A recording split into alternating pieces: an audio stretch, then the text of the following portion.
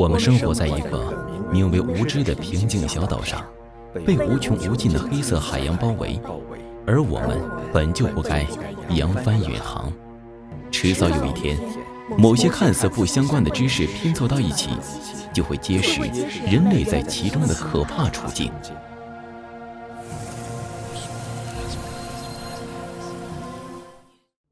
本人瞥见过一眼来自远古的禁忌之物，就这么一眼，使我每次想起都全身战栗，毛骨悚然。那一眼的缘起，是由于一份旧报纸和一位逝世教授的笔记。这两件物品归属于我的叔祖父安吉尔，他是个专攻闪米特族各种语言的教师。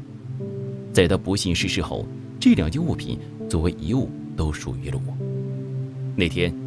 我去叔祖父家中整理遗物，碰巧在一堆文件中发现了一个被锁着的箱子。于是我抱着尝试的态度打开了箱子，眼前赫然出现一块怪异的陶土浅浮雕，还有诸多杂乱无章的字条、笔记和简报。这块浅浮雕大致是矩形，厚度不到1英寸，长宽大约5-6英寸，刻绘了许多古怪图案。这些图案充斥着古老的气息，似乎是某种文字。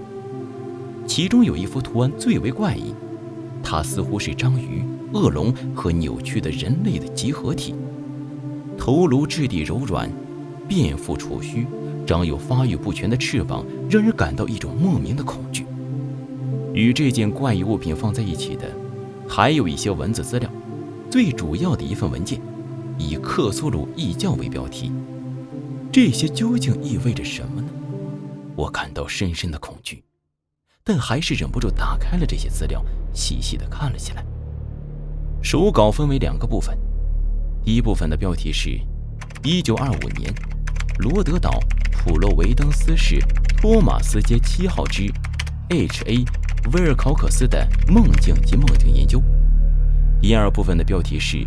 路易斯安那州新奥尔良市比安维尔街121号之约翰 ·R. 莱格拉斯巡官在美国考古学会1908年大会上的发言及同一会议上的笔记和韦伯教授的报告。其余的手稿都是简短笔记，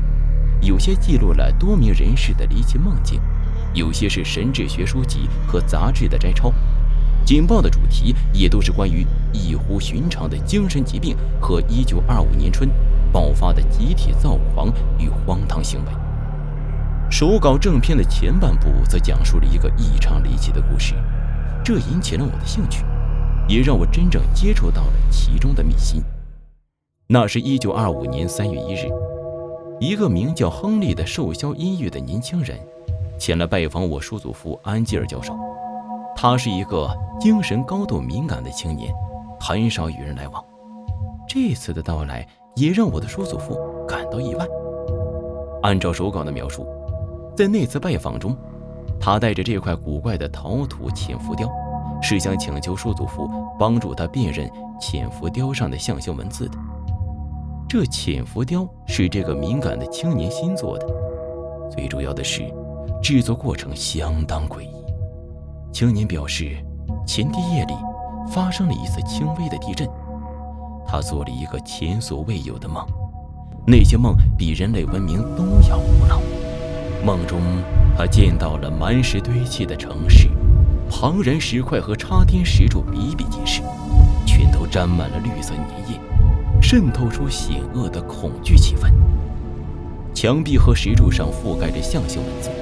脚下深不可测的地方传来很难算是声音的声音，那也是一种混沌的感觉，只有靠想象才能将它转化为声音。他在其中勉强捕捉到了一些几乎不可能发音的杂乱字母，克苏鲁、福坦。最可怕的是，年轻人从梦中渐渐清醒过来时，竟然发现自己正在做这个潜浮雕。这次谈话结束后，叔祖父恳求来访者继续向他报告以后的梦境。在随后的日子里，叔祖父每天都会记下年轻人打来的电话，并且记述他在电话中描述的令人惊诧莫名的梦魇片段，而这些渐渐累积成了眼前的手稿了。最让叔祖父感到诡异的地方是，在青年的梦中，除了有可怖的黑色满石城市和低淌粘液的石块，还有许多古怪的从遥远的地下传来的叫声或智慧生物的单调呼喊。而这里头重复的最多的2小段音节，转化成文字就是克苏鲁和拉莱耶。这种友好的交流并没有持续多久。3月23日，亨利染上了不明原因的热病，被送回了家中。于是叔祖父和他的交流暂时中断了。短暂的休息后，亨利的热病反而愈演愈烈。到了后半夜，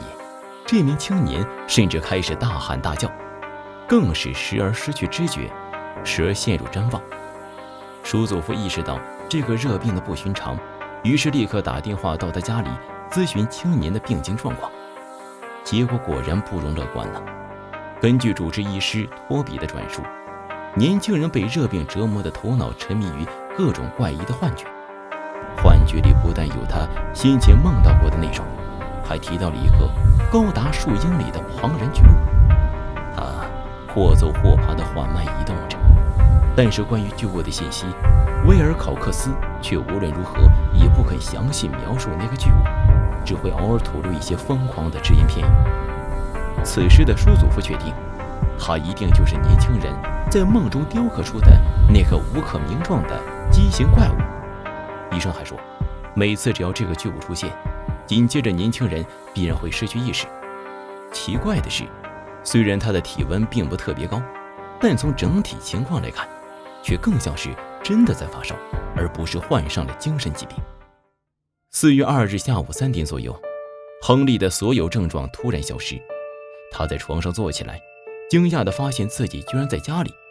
但是最奇怪的是，从3月22日夜间到此时发生的所有事情，无论是做梦还是现实，他都完全没有任何印象。唯一变化的就是，随着身体的康复，亨利的怪梦就消失了。手稿的第一部分到此结束了。叔祖父根据笔记以及手稿仔细分析了这些怪梦的分布情况。为了让小伙伴们看清楚这些数据，烟斗做了一个表格。这其中受到影响最大的就是艺术家和诗人们，他们都表示从2月28日到4月2日梦到了非常怪异的事物，是无可名状的庞大怪物，并且感觉到了剧烈的惊恐。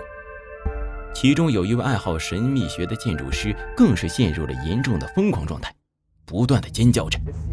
有逃脱的地狱居民抓住了我，求你们恳求救救我之类的话语，并在几个月后死去了。同一时期，似乎世界各地都出现了形形色色的恐慌、癫狂和发疯的事。比如在伦敦的夜间自杀案，一名独自睡觉男人突然间发出凄厉的尖叫，随即跳出窗户自杀而亡。南美洲的报社收到的神秘信件，里面描述了一个人从他见到的幻象中推断出可怖的未来。还有印度、非洲、菲律宾，几乎全世界都出现类似的记载，特别是爱尔兰西部，更是有一位名叫阿尔多伊·邦诺的画家，在1920年春的巴黎画展上挂出亵渎神圣的作品《梦中景象》，可以说是惊天骇俗了。究竟为什么会产生这种怪异的现象？这些现象和梦中出现的巨大的不可名状的怪物又有着怎样的关系呢？克苏鲁和拉莱耶又代表着怎样的意义？由于时长关系，下一集克苏鲁神话第2期克苏鲁的召唤中接着讲述。另外简单说一下吧，开坑克苏鲁系列再怎么讲这个问题上我犹豫了很久，因为克苏鲁的风格非常明显到很多不了解克苏鲁风格的粉丝看的可能会有点懵，所以我一度考虑用第三者的角度去讲述，尽量理清逻辑关系，让所有人都看得懂。但是转念一想，克苏鲁失去了他的风格，还能叫克苏鲁吗？所以我还是尽量还原原著中的氛围和风格。不过故事简化了很多，喜欢克苏鲁的粉丝真的建议入手一本。后期故事方面我会尽量遵循原著的风格，采用沉浸式的解说方式，然后不时出一些外神、旧日支配者、古神的单独科普，这样不了解克苏鲁的读者呀，也能更好的领略克苏鲁的魅力了。最后求一波3连支持，点赞超过2万，马上更新下一期视频。